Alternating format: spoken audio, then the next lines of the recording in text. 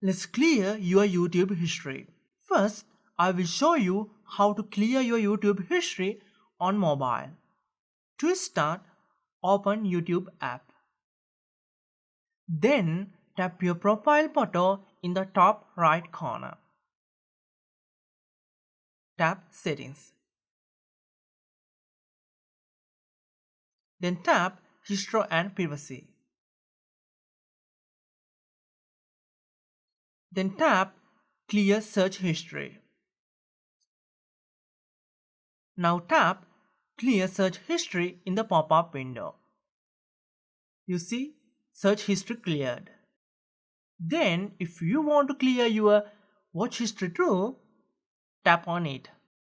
Tap Clear Watch History in the pop-up window. Your watch history has been cleared. Then let's do the same thing on your PC.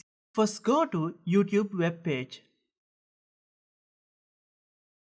Then click the hamburger menu. Now click History. Here you can clear one by one or you can clear as once. Click Clear All Watch History. Then click Clear Watch History in the pop-up window. That's it.